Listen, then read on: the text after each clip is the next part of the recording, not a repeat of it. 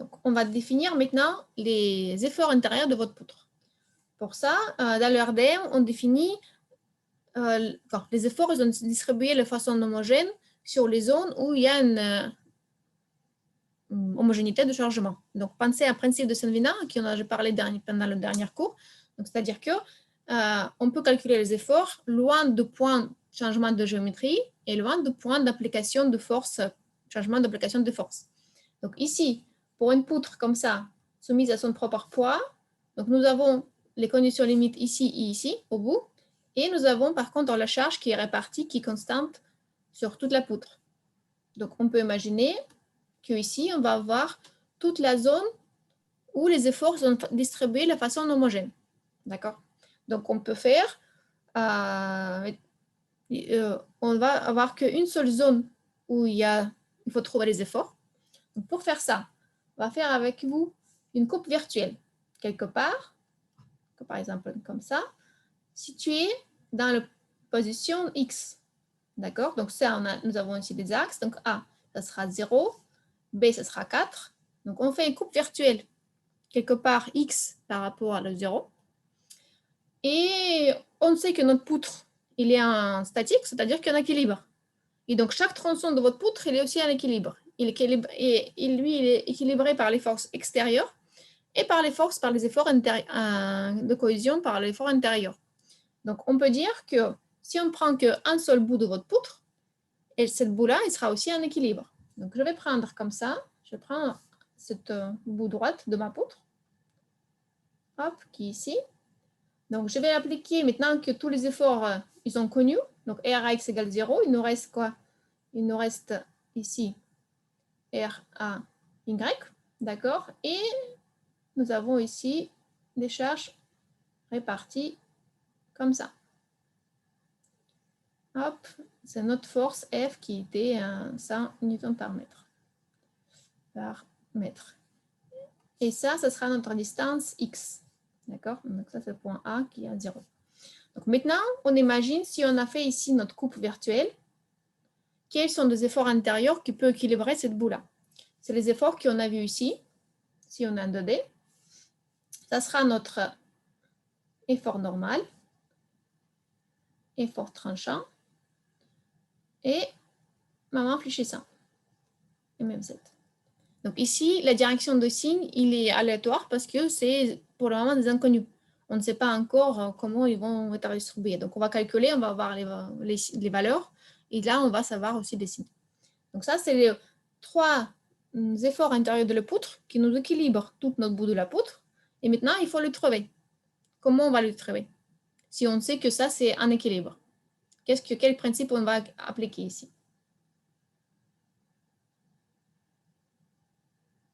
Des idées? Donc, on va appliquer ici aussi le principe de statique, principe fondamental de statique. Donc, on va dire que ici, comme avant, on a eu que toutes les forces suivant X égale à 0, toutes les forces suivant Y aussi égale à 0.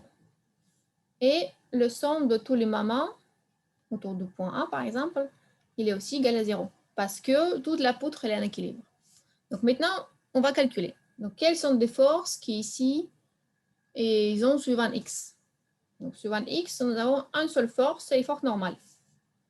Donc, on dit que N égale à 0. Donc, on peut dire direct qu'ici, il n'y a pas de traction ni compression.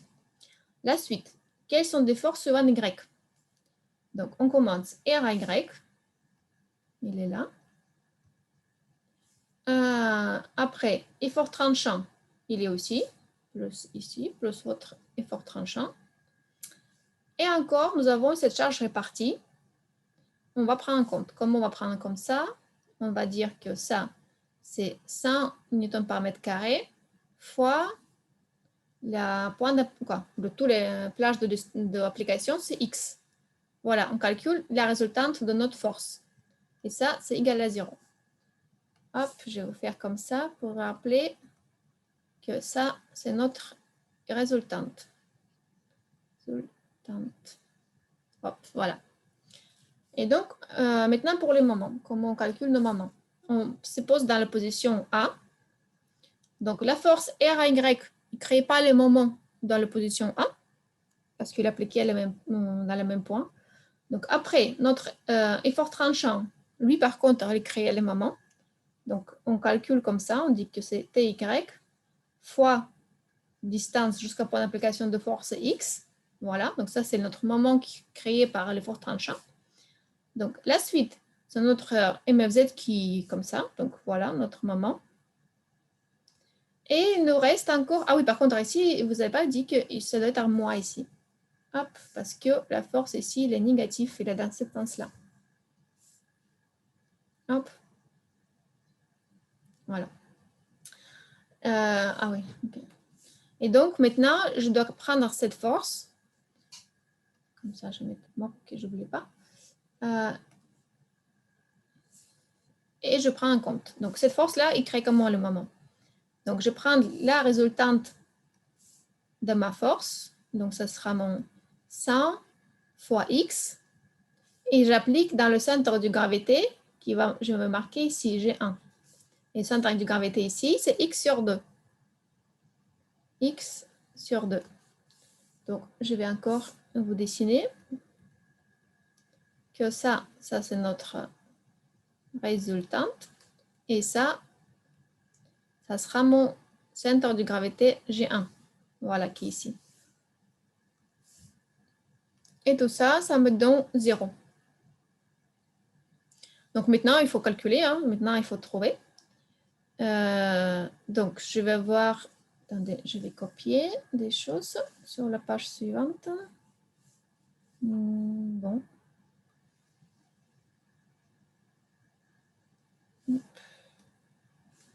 Comme ça. Ok.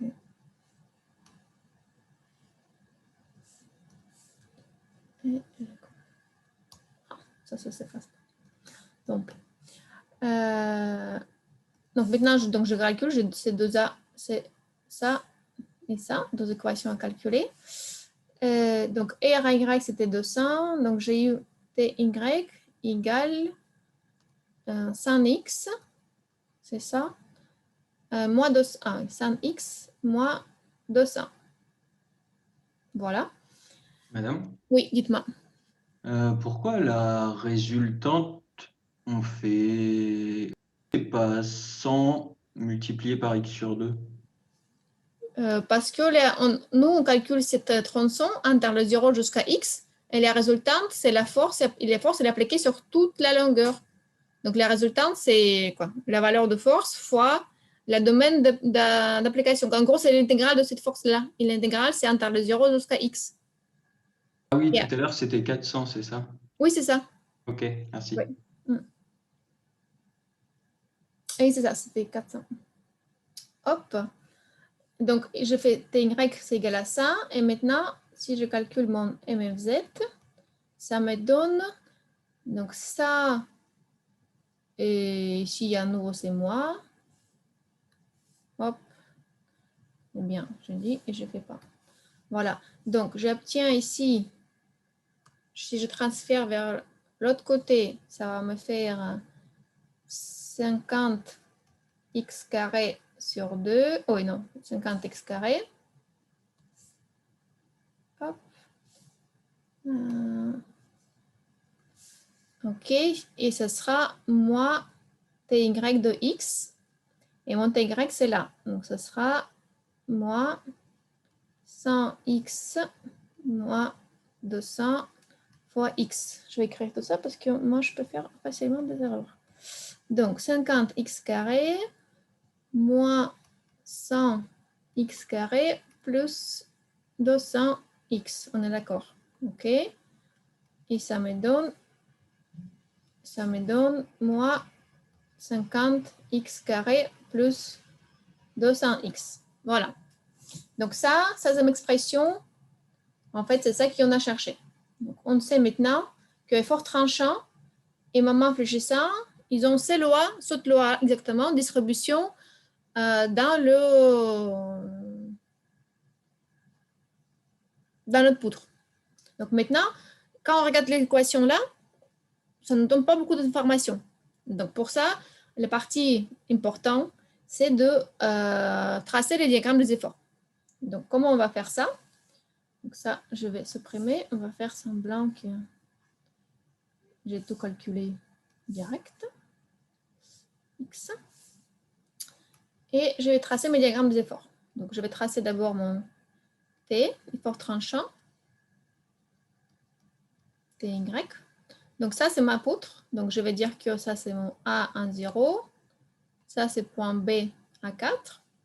Et donc, X quand X est égal à 0, ça nous donne moins 200. Hop, moins 200. Quand X égale 4, ça fait plus 200. Donc, ce sera là 200. Et ma poutre, mon effort tranchant, il va faire comme ça. Hop, voilà. Ça, c'est le diagramme de mon effort tranchant. Qu'est-ce que je peux comprendre quand je regarde ce diagramme de l'effort tranchant? Donc, l'effort tranchant, déjà, c'est l'effort, vous imaginez bien, la poutre qui vous fait comme ça un cisaillement dans l'épaisseur. On va comprendre après, on va faire le cours sur ça spécifique, mais pour le moment, vous pouvez imaginer bien que l'effort tranchant, c'est quelque chose qui fait comme ça, cisaillement dans votre poutre. Donc, on peut voir que l'effort tranchant, il a des valeurs max ici, dans le point A et dans le point B. C'est-à-dire que ces deux points au bout, ils seront sollicités le plus. Et il faut faire attention de ces deux points-là pour les méthodes de défaillance. Et si vous pensez à notre cours qu'on a eu en RDM, on a eu, attendez, peut-être je vais vous montrer direct. On a vu différentes façons à casser notre poutre. Et une de ces façons-là, hop, c'était par des efforts tranchants au bout. Donc voilà, c'était normalement ici. Hop. Est-ce que vous voyez cette image-là avec les chargements transversaux? Oui. Oui, parfait. Et donc ici, vous pouvez voir, voilà, c'est vertical shear stress, rupture précisément verticale, qui est ici au bord de notre poutre, au bout de notre poutre. Et en fait, lui, c'est ça qui vous, en fait, il est guidé par cet effort tranchant qui est maximum au bord. Donc quand nous, on regarde maintenant notre diagramme des efforts transversales, on peut imaginer que, ah tiens, là, je vais avoir des points fragiles, il faut que je fasse attention pour la prochaine fois. Hop, voilà. Donc maintenant, je vais tracer mon réfléchissant. Qu'est-ce que lui, il va me dire? Qu'est-ce que je peux comprendre à partir de forte... voilà, donc je vois que c'est une parabole. Parabole normale, c'est comme ça. Ce sera le sens négatif. Hop, et un x égale 0. Et au bout, c'est égal 0 aussi. Donc, mon moment MFZ, il va vous faire hop, comme ça. Ça sera mon A. C'est parabole, hein, imaginez bien. B. Et comme ça. Donc, ici, par contre, donc, je peux voir que MFZ maximum, il est pile poil au milieu, dans le point 2, ici. Donc, c'est ça qui est le point fragile pour ma poutre liée à mon réfléchissant. Donc, mon réfléchissant, il vous donne vraiment la rupture et ces éléments comme ici. Donc, c'est là. Hop. Et voilà, on peut voir que le pire, ce sera au centre de votre poutre. Voilà. Et donc, les équations ici peuvent être différentes. Donc, chacun, il met ses exactes coordonnées, etc. Par contre, dans les diagrammes des efforts, il nous donne toutes les informations et il vous montre vraiment le comportement du poutre dû à ces chargements-là. Et donc, moi, je vais demander ces diagrammes des efforts, comme des solutions. D'accord? Et encore une chose pour vous donner comme indice, avec ces diagrammes des efforts, on peut évaluer est-ce qu'on a bien calculé ou pas. Donc, on regarde notre poutre ici. Ici plutôt, ouais, là. Donc, on a vu que dans les conditions de liaison, il n'y a pas de moment, donc il n'y a pas de constrainement. Donc, ici, il n'y a pas de moment. Donc, on peut imaginer que notre moment réfléchissant ici, il doit être égal à 0, parce que poutre, elle est quand même en continuité statique. Et hop, c'est bien. On voit qu'ici, le moment est égal à 0. Par contre, quand on voit ici, on voit qu'ici, il y a une force RY qui est égale à 200. Et aussi, il y a une force RBY qui est égale à 200. Donc, c'est-à-dire qu'on peut imaginer qu'un force tranchant, il ne sera pas égal à 0. Il sera égal à cette force opposée, si on regarde dans cette direction-là. Et là, on voit exactement ce qu'on voulait avoir. Donc, on voit que nous avons ici une force tranchant qui n'est pas égale à 0 au bout. D'accord? Ça, c'est lié à condition limite. Voilà. Attendez, je vais arrêter l'enregistrement.